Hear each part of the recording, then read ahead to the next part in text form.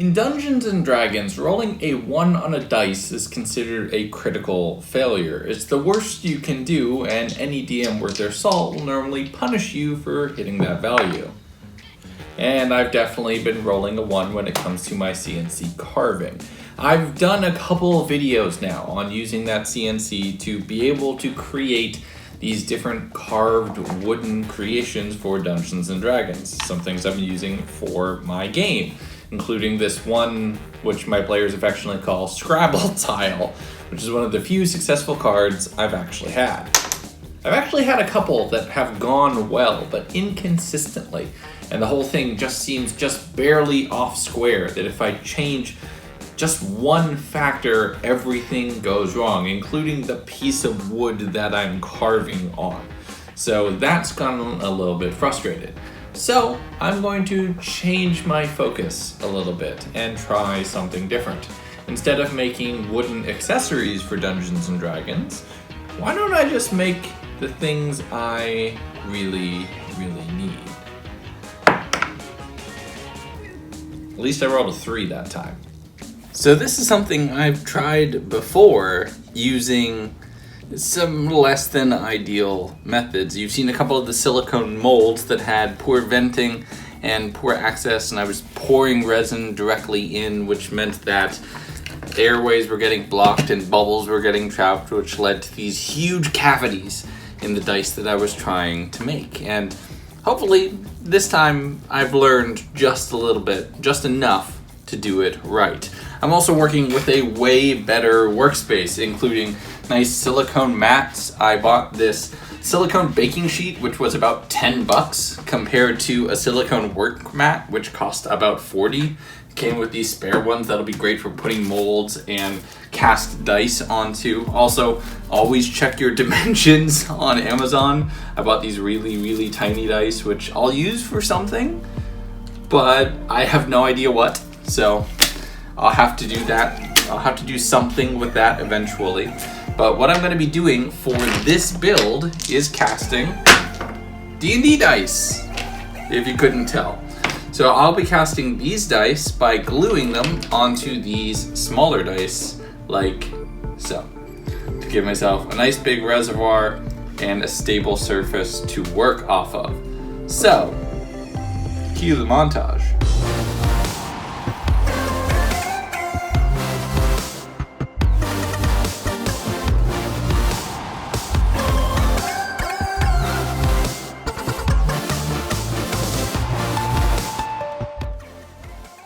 Okay, small change of plans. Instead of doing 2 sets at once, I'm gonna keep it simple and just go with this original set that has 2 D20s in it and keep my worries about what I need to mix relatively low. Now to put all of these into some of these.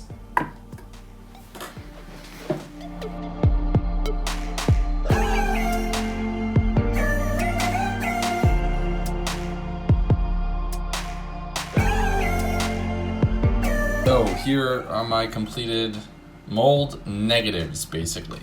Or I guess mold positives. These are what I'll be pouring the silicone into, filling up all of the space around that dice with that D6 acting as a reservoir and a sprue. I'm gonna mark each of these cups so I know which dice is in it, so I know exactly where I need to cut.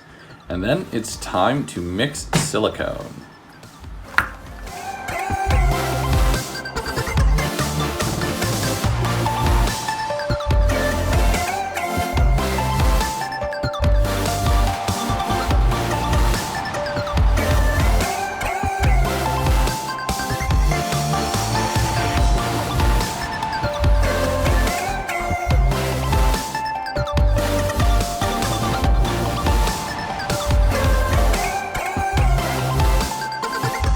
Okay, that took way more silicone than I thought it was going to. For some reason, I was thinking that I could get pretty much 2 full sets of 8 molds out of that one package of 2 silicones, but I've finished about 2/3 of it, which means I have maybe another 3 or 4 dice tops that I'm going to be able to mold. So until I buy more silicone, this is it. And I really hope the mix-ups of multiple cups and mixing things up, I was within the margins. I should be okay. I mixed everything. I tried to get the different layers mixed together. So these need 24 hours to cure, which means I'm not going to be doing anything more on this project for at least a day.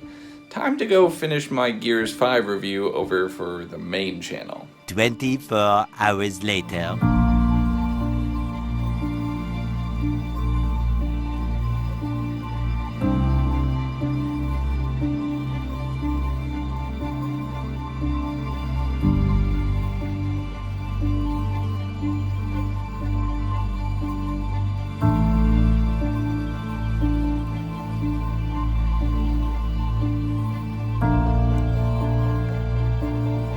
So at this point, I have all of the molds for all of the dice I'm hoping to make, and everything has gone relatively well. I'm actually a little worried for the gotcha, oh my god, you forgot this one thing and everything's gonna go horribly wrong, or who knows, maybe this will be the first project that works on the first try. We'll have to wait and see.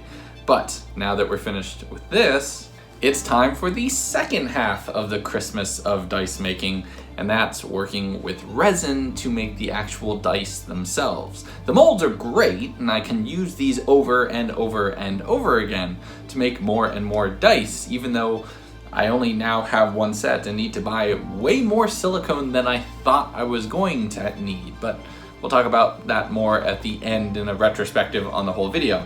Now it's time for resin and making the dice themselves. And then real quick, I went to the Twitter account for Loot Tables, which is the place I'm going to be selling these dice through, and purple was the winner, so we're going to be making a nice semi-transparent midnight purple set of dice. This is going to be pretty good. Now what I've done is I've marked each of my molds with which dice belongs in it. R, meaning this one has rounded edges compared to something that I'll be doing relatively soon once that order comes in. So now what I'm going to do is tape things up so that I have a nice clean closed mold for every single thing. So I get everything lined up nice and good, and then run a ring of tape that should have been long enough to go around the whole thing. So let's go a little bit bigger.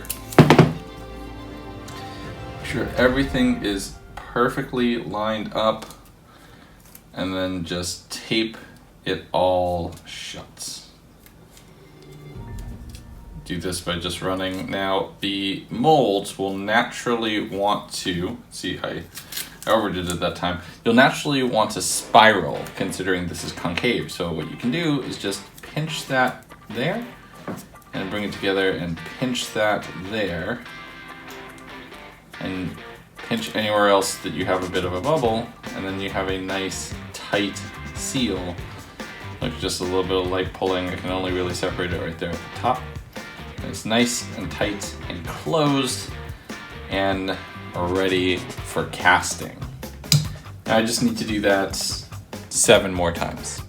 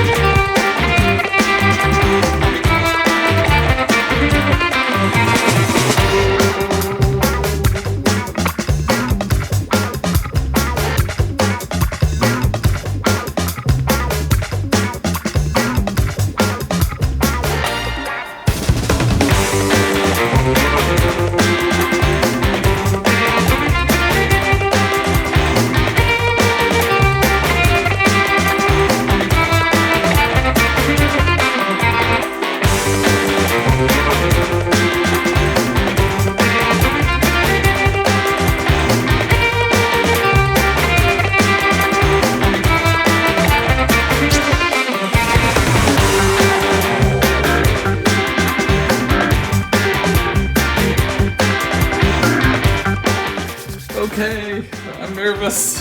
I'm so nervous. I hope this went well. So this is one of my D20s, and all of the Sharpie came off with it, so I'll have to find a different way to mark it. Separate it. Sprue right there. Oh my god! Look at that! It's beautiful! So clean. Just a little bit of bubbles inside, but I was kind of expecting that because I'm not doing the crazy pressure pots.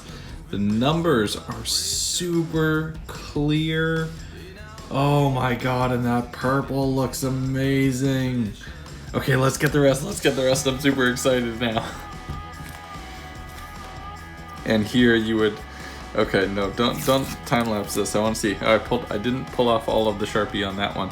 Okay. Did I go 2 for 2 on the 20s? I think I did. Oh my god, it's better than the first one. Look at that. Look at that. My gosh, that's so freaking perfect. And they're not tacky at all. They sound great, banging against each other. Which one is this? This is the D8. Oh, look at that. A little bit of flashing on this one. Easy enough to clean up and peel off. But look at that. Look at how perfect that looks. I'm so excited. Okay, let's get the rest.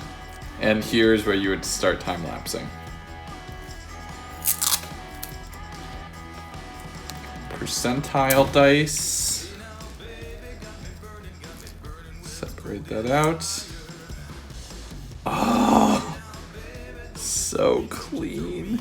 So clean. What's this? This is the other D10. Just a little bit of resin to clean up off of these. They're actually really, really clean overall. I'm really happy with that.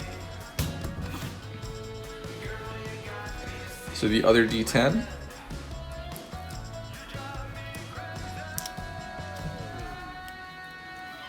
Beautiful. The trend continues. Oh, this I have. Oh, that's the. It pulled the ink. The D6. This one is gonna be cool looking.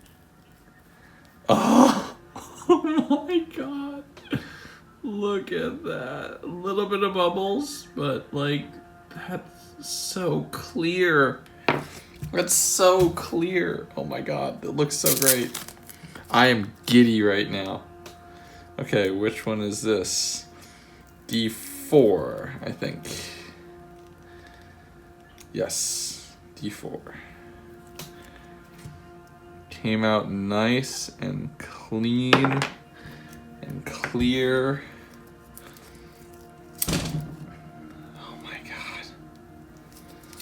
Okay, this is the last. This is the D12, which should look great based off of everything else.